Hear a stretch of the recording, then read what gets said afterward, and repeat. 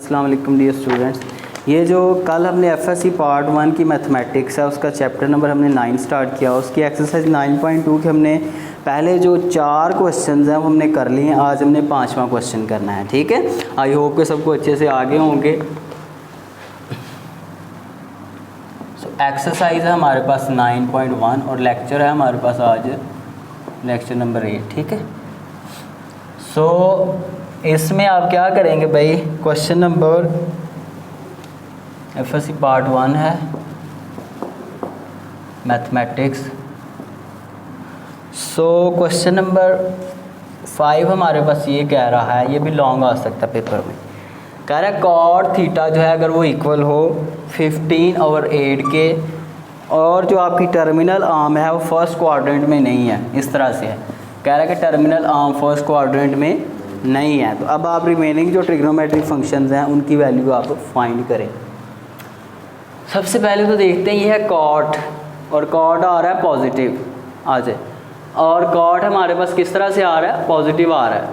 अब कॉट जो है वो tan का इन्वर्स होता है, तो tan यहाँ पे होता है ऐसे कि नहीं।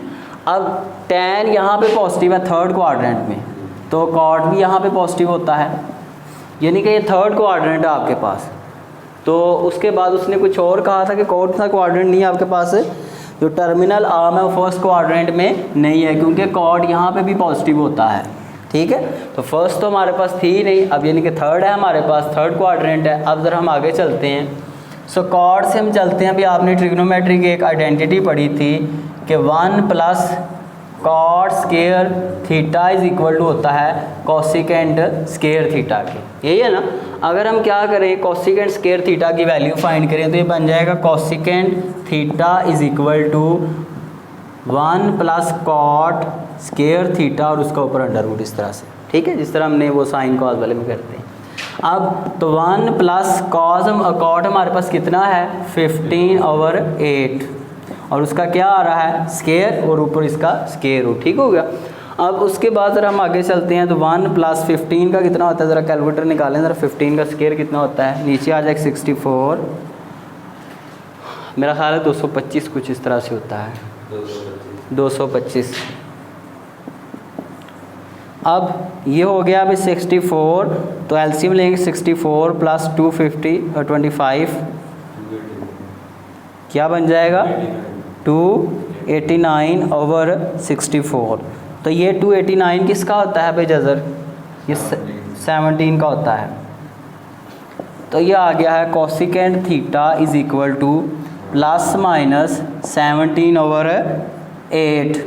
ठीक है, अब क्योंकि हम कोसिकेंट थीटा ले रहे हैं तो क्वाड्रेंट हमारे पास थर्ड है, तो थर्ड में यानी कि कोसिकेंट क्या होता है माइनस होता है, यानी कि यहाँ पे आप माइनस वाली वैल्यू लेंगे। कोसिकेंट थीटा -17/8, ये आप दूसरी वैल्यू आपके पास आ गई। ठीक है, अब कोसिकेंट का उलट क्या होता है, साइन होता है, तो साइन थीटा क्या बन जाएगा 8/17।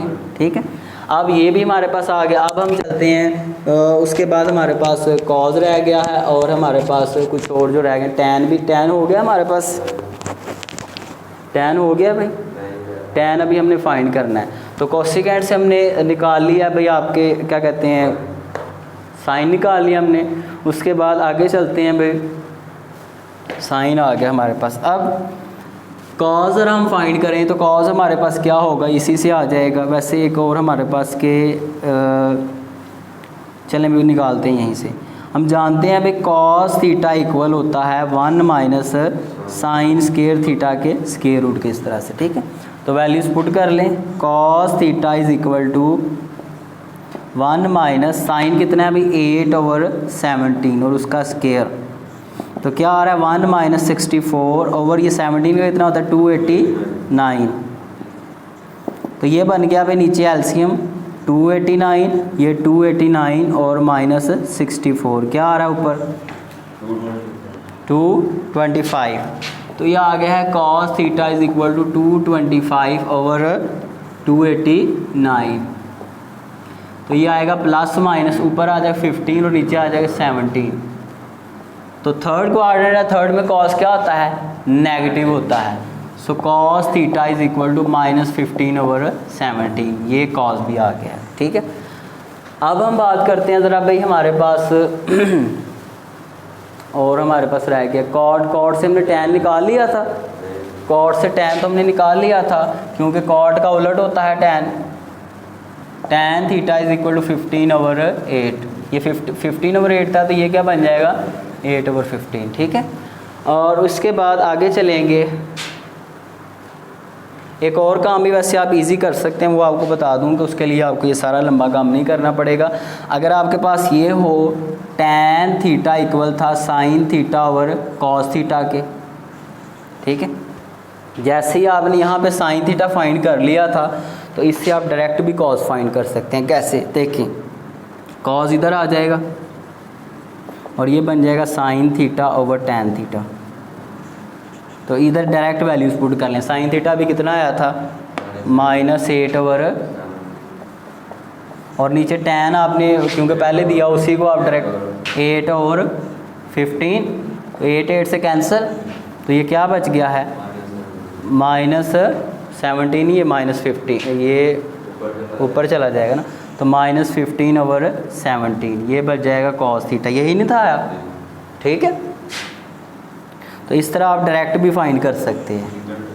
अब रह गया सेकेंड, तो किसका उलट होता है cos का, तो cos तो हम ऑलरेडी फाइंड कर चुके हैं ये वाला, तो इसका उलट बनेगा secant theta is equal to, ये उलट बनेगा क्या -17/15। तो इस तरह से आपने बाकी जो सारे रिमेनिंग ट्रिग्नोमेट्रिक वैल्यूज़ हैं वो आपने फाइंड कर ली हैं, ठीक है। नोट तो नहीं करना आपने, ये हो जाएगा। अब उसके बाद आज का 2 ही क्वेश्चन आज हम करेंगे और कल इस एक्सरसाइज को ख़त्म करेंगे। क्वेश्चन नंबर 6 अभी हम करने लगे हैं, ये लॉन्ग क्वेश्चन पेपर में आते हैं, ठीक है। ये मेरा ख्याल है 5 नंबर का, कितने नंबर का शायद आता है 5 नंबर का। तो अब ज़रा हम देखते हैं भाई, क्वेश्चन नंबर है हमारे पास 6। और ये कह रहा है कि इफ़ कोसिकेंट थीटा जो है वो इक्वल है m² + 1/2m, और आगे उसने एक ना टर्म दी है कि m आपका ग्रेटर दैन 0 है, यानी कि एक कंडीशन दी है कि m नेगेटिव नंबर नहीं होना चाहिए, नेगेटिव से बड़ा कोई प्लस हो यानी कि।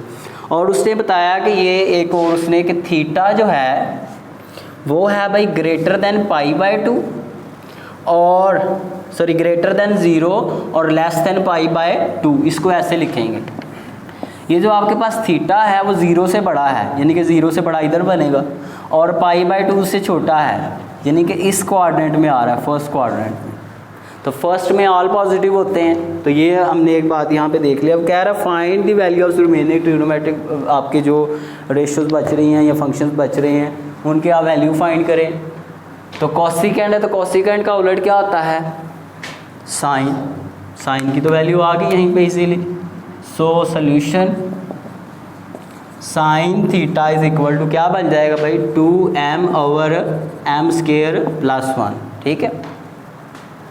साइन आ गया हमारे पास, और उसके बाद साइन से हम कॉस की तरफ भी जा सकते हैं। तो cos theta is equal to 1 - sin² थीटा और ये अंडर रूट, ठीक है। फर्स्ट क्वाड्रेंट है इसलिए प्लस वाला ये भी हम लेंगे। अब 1 - साइन हमारे पास कितना है 2m/m² + 1 और उसका ऊपर स्केयर, ठीक है। ये ऊपर बन गया क्या हमारे पास, नीचे बन गया m² + 1 का स्केयर, ठीक है, ये स्केयर है ना। और इधर बन जाएगा क्या m² + 1 और -4m²। समझ आई इस बात की। अब ये बन रहा है फार्मूला तो नहीं बन रहा, ये आपके पास m² नहीं बन रहा, तो ये बन जाएगा m² + 1 -4m², और उसके बाद m² + 1 का स्केयर, ये तो कट के बाहर आ गया, m² + 1 -4m² और नीचे m² + 1, तो ये आंसर आ रहा है।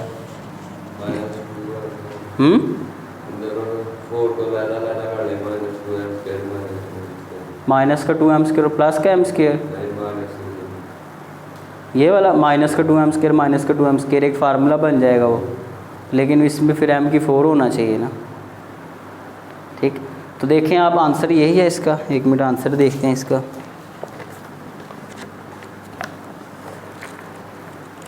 9 पॉइंट हमारे पास है 2 और इसका क्वेश्चन नंबर है भाई हमारे पास 6 है। 6 का साइन हमारे पास आ गया है 2m/1 + m² और कॉस हमारे पास आ रहा है, वो कह रहा है m² - 1 और ओवर m² + 1। यहाँ से हमने कहीं से गड़बड़ कर दी है, तो ये सॉरी यहाँ से गलती हो गई है। देखें आप,